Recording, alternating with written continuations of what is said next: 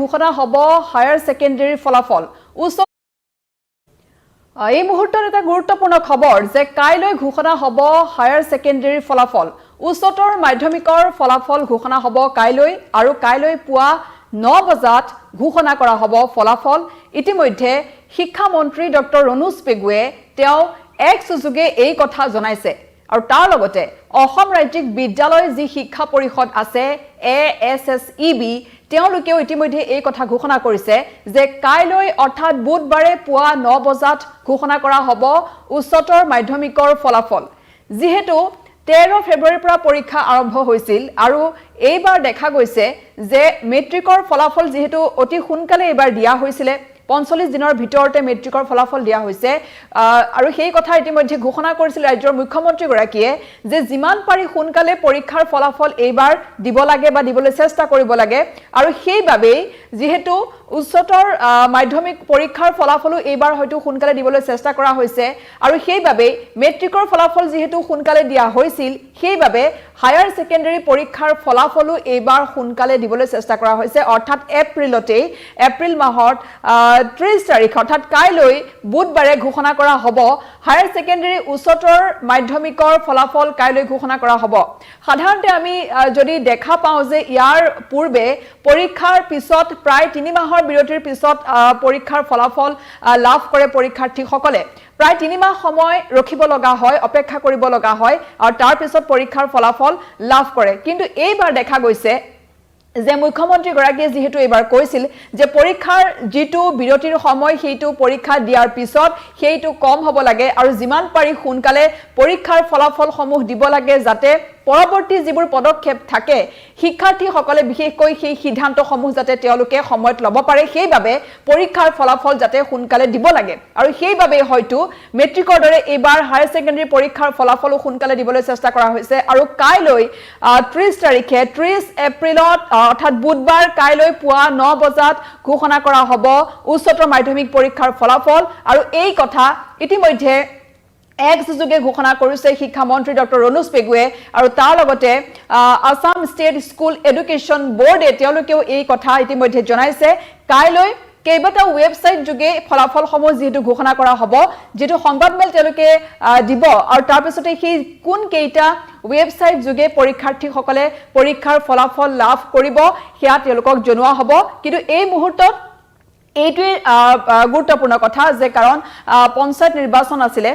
2 মে আৰু 7 মে যেহেতু পঞ্চায়ত নিৰ্বাচন আছিল সেইভাবে সকলোৱে ভাবিছিল যে হয়তো পঞ্চায়ত নিৰ্বাচনৰ পিছত হয়তো এইচএছৰ ফলাফল সমূহ হয়তো দিব পাৰে গতিকে সকলোৱে সেই ধৰণে ভাবি আছিল যে হয়তো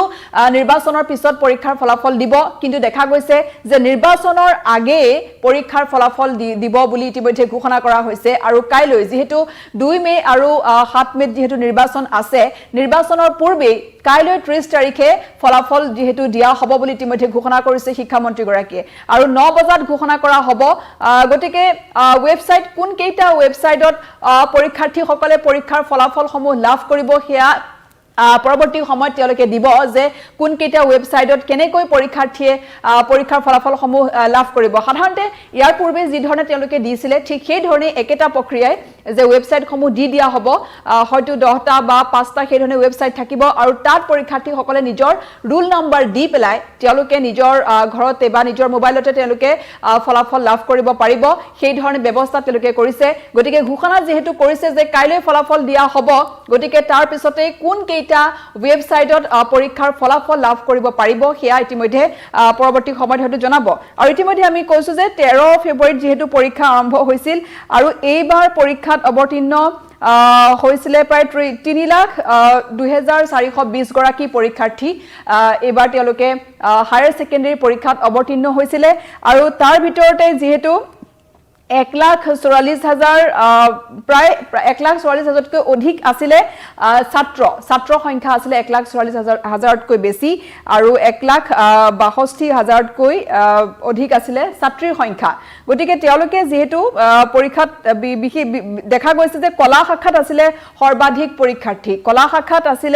2,30,091 গৰাকী ছাত্ৰ ছাত্ৰী অৱতীৰ্ণ হৈছিল পৰীক্ষাত আৰু কলা শাখাত সৰ্বাধিক ছাত্ৰ ছাত্ৰীৰ সংখ্যা আৰু 2 2,30,091 গৰাকী আছিলে আৰু তাৰে 90,146 গৰাকী আছিলে ছাত্ৰ আৰু 1,31,945 গৰাকী আছিলে ছাত্ৰী অৰ্থাৎ ছাত্ৰীৰ সংখ্যাটো বেছি কলা শাখাত এনেও ছাত্ৰ ছাত্ৰীৰ সংখ্যা বেছি আৰু তাত যি সকলে পৰীক্ষা দিছিলে তাত ছাত্ৰীৰ সংখ্যাটো আছিল বেছি আৰু বিজ্ঞান শাখাত অৱতীৰ্ণ হৈছিল 57,728 গৰাকী শিক্ষাৰ্থী আৰু তাৰ ভিতৰত 32,977 গৰাকী আছিল ছাত্ৰ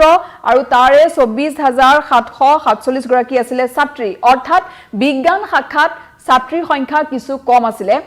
কলা শাখাতকৈ গতিকে বিজ্ঞান শাখাত আছিল ছাত্ৰৰ সংখ্যাটো বেছি আৰু ঠিক সেই ধৰণে বাণিজ্য শাখাত আছিল 17,869 গৰাকী শিক্ষাৰ্থী আৰু এই 17,869 গৰাকী বাণিজ্য শাখাত আছিল তাৰে 12,553 গৰাকী আছিল ছাত্ৰৰ সংখ্যা আৰু 5,366 গৰাকী আছিল ছাত্ৰী অৰ্থাৎ বাণিজ্য শাখাটো ছাত্ৰীৰ সংখ্যাটো কম ছাত্ৰতকৈ ছাত্ৰীৰ সংখ্যাটো কম আছিল বাণিজ্য শাখাত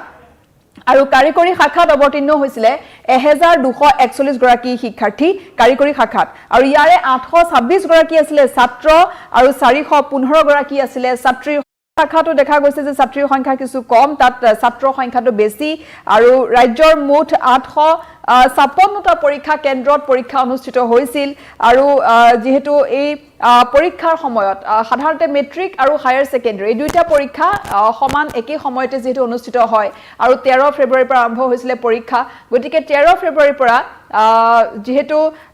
দুটা মাহ অৰ্থাৎ প্ৰায় 3 মাহ হোৱা নাই তাৰ পূৰ্বে 3 মাহ নহওঁতে পৰীক্ষাৰ ফলাফল দিব পৰাকৈ ইতিমধ্যে সাজু হৈছে অসম ৰাজ্যিক বিদ্যালয় শিক্ষা পৰিষদ আৰু তেওঁলোকে পৰীক্ষাৰ ফলাফল কাইলৈ পুৱা 9 বজাত তেওঁলোকে ঘোষণা কৰিব আৰু ইতিমধ্যে সেই কথা জনাইছে যেহেতু ৰাজ্যৰ শিক্ষা মন্ত্ৰী ডক্টৰ অনুজ পেগুৱে তেওঁ সেই কথা ইতিমধ্যে জনাইছে যে এক্স যুগে তেওঁ সেই কথা সমগ্ৰ অসমবাসীক জনাইছে যে কাইলৈ ফলাফল ঘোষণা কৰা হ'ব আৰু ইতিমধ্যে ফলাফল ঘোষণা সকলোৱে ভাবিছিলে যে নিৰ্বাচনৰ বাবে হয়তো কিছু পলম হ'ব পাৰে এইবাৰ পঞ্চায়ত নিৰ্বাচন